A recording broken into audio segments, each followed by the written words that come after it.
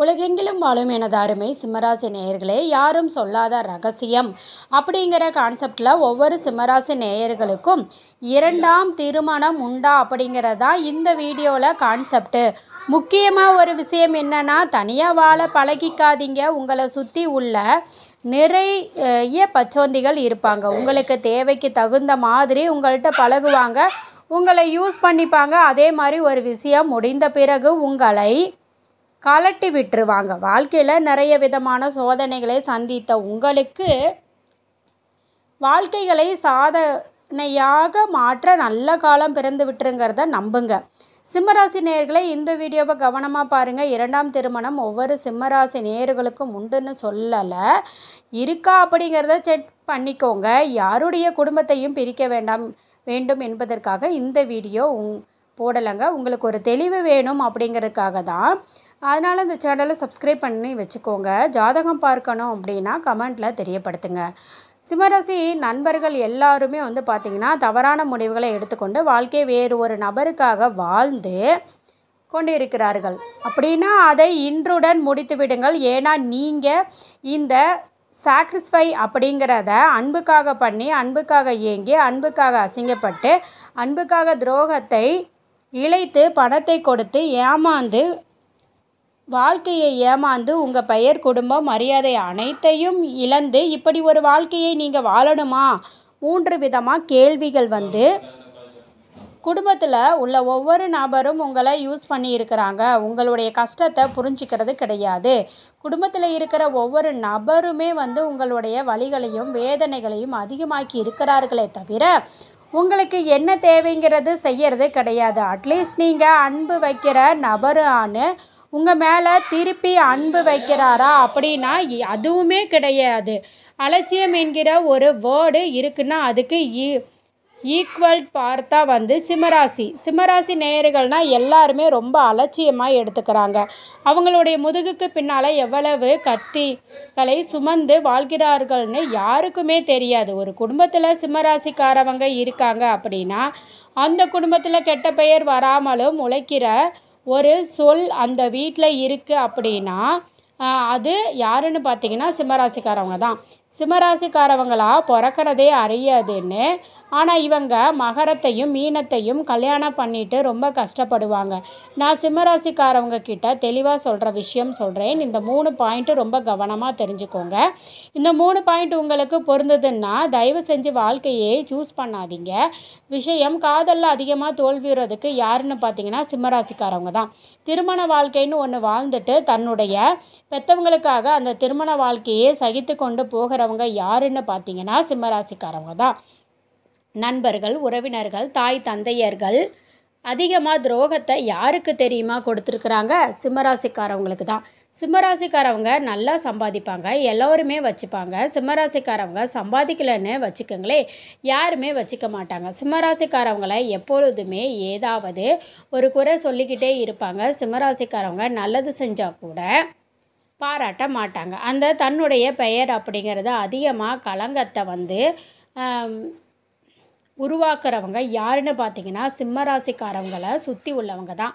வாழ்க்கையில் சிம்மராசிக்காரவங்க மாதிரி கடந்த வருஷத்தில் கஷ்டப்பட்ட நபர் யாருமே கிடையாது. உடைஞ்சு போயிருப்பாங்க. 50 ஆண்டு கால நட்பு விரிஞ்சு போயிருப்பாங்க. இந்த ரிலேஷன்ஷிப் கேள்விக்குறியாக மாறி இருக்குங்க. இந்த வலியும் வேதனையும் வேறு யாருக்குமே இருக்காது. வெளிப்படையாக சொல்லணும்னா சிம்மராசிக்காரவங்க ஆடை இருந்தும் மானம் இல்லாத குறையில் வாழ்ந்து கொண்டிருக்கிறீர்கள் அப்படிங்கிற மாதிரி தான். ஏன் இந்த அளவுக்கு சொல்கிறேன்னா, நிழலில் உலகத்தில் வாழ்வதை விட கனவு உலகத்தில் மட்டும்தான் வாழ்ந்துட்டு இருக்காங்க. அவங்க சந்தோஷமே இப்போ அவங்க காணக்கூடிய கனவுகள் தான். நமக்கு வாழ்க்கை பிடிச்ச மாதிரி மாறிடும், பிரச்சனை சால்வ் ஆகிடும். நமக்கு பிடிச்ச நம்பர் நம்மக்கிட்ட பேசிடுவாங்க. நம்ம பிரச்சனை சரியாகி வெளி வட்டாரத்தில் ஒரு கல்யாணம் திருமணத்தில் போய் குடும்பமாக போய் நின்று விடுவோம் என்ற நம்பிக்கை அந்த குழந்தைகளுடைய மனசுக்கு விட்டு கொடுத்து போய் இன்னைக்கு வாழ்க்கையை தொலைச்சிட்டு நிற்பாங்க. வெளிநாட்டில் இருக்கக்கூடிய நிறைய சிம்மராசிக்காரவங்களுக்கு குடும்பம் ஒரு தவறான வழியில் சென்ற, அதே மாதிரி உள்ளூரில்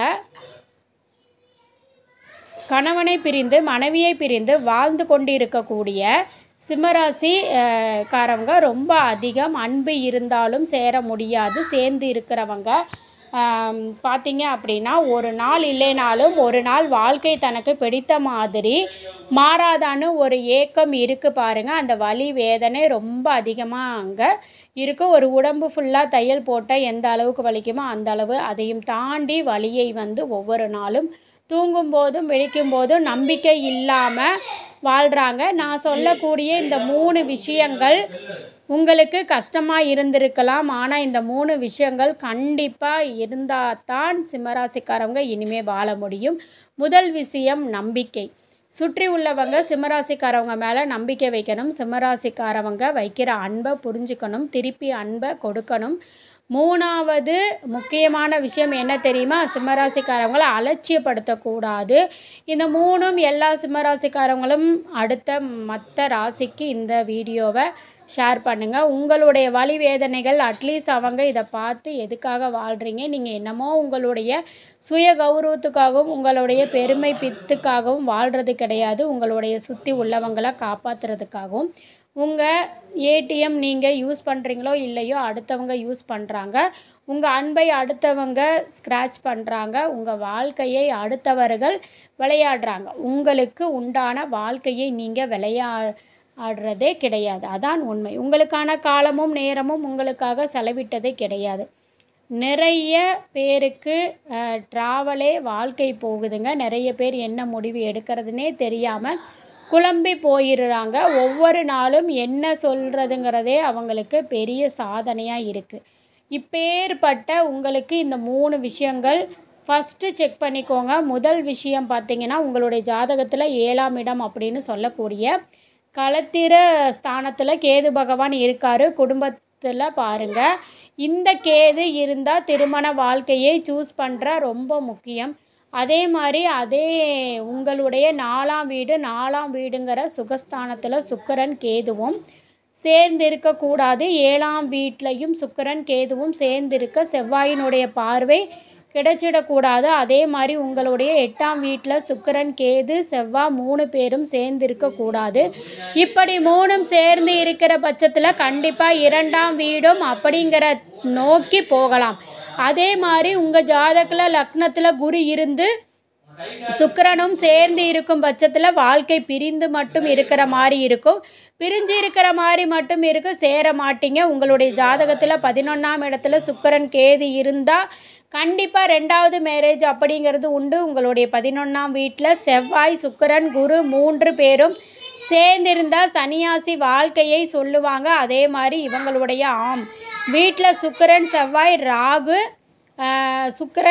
ராகு இருந்தால் வனவாச வாழ்க்கையை அப்படிங்கிற மாதிரி கொண்டு போகும். நல்லா தெரிஞ்சு வச்சுக்கோங்க சிம்மராசி நேயர்களே. லக்னம் எதுவாக இருந்தாலும் சரி, களத்திரஸ்தானம், லாபஸ்தானம், சுகஸ்தானம், இது 3மே பார்த்திங்கன்னா பொறுத்து தான் இந்த 2ஆம் திருமணம் அப்படிங்கிறது அமைது. சரி மேடம், ஜாதகத்தில் நீங்கள் சொல்கிற மாதிரி இருக்குது, என்ன செய்யலாம்னா, கண்டிப்பாக நீங்கள் மேரேஜ் ஆகலைன்னா சிம்மராசிக்காரவங்க தயவு செஞ்சு அஷ்டமத்தில் நடக்குது, நல்ல கிளியராக ஒரு பரிகாரம் செஞ்சுக்கோங்க. நிறைய பரிகாரங்கள் இருக்குது. அதே மாதிரி 2ஆம் திருமணம் நடக்காமல் இருக்கிறதுக்கு ஃபஸ்ட்டு நாம் தெரியுமா செய்யணும், நல்ல நபரை தேர்ந்தெடுக்கணும். தேர்ந்தெடுத்த நபரை தக்க வைத்து கொள்ள உங்களுடைய சமயோகித புத்தியை யூஸ் பண்ணுங்கள். அதற்குண்டான பரிகாரத்தை செய்யுங்க. என்றைக்குமே வாழ்க்கையில் 2ஆம் திருமணம் தான் முடிவு அப்படிங்கிற கட்டத்துக்கு போகாதீங்க. அதே மாதிரி 2ஆம் திருமணம் நடக்கிறதுக்கான சூழ்நிலை ஏற்பட்டுச்சுன்னா 2ஆம் திருமணம் தான், வேறு வழி இல்லை அப்படின்னு நினைக்கிறவங்க தாராளமாக இந்த டைமில் பண்ணிக்கிங்க. கண்டிப்பாக உங்கள் வாழ்க்கை நல்லபடியாக இருக்கும் அப்படிங்கிறதுல நம்புங்க. உங்களுக்கு ஏதாவது டவுட்டு இருந்தாலும் கண்டிப்பாக ஜாதகம் பார்க்கணுன்னு விருப்பப்பட்டீங்கன்னா நம்மளுடைய கமெண்ட்டில் செக்ஷனில் தெரியும்.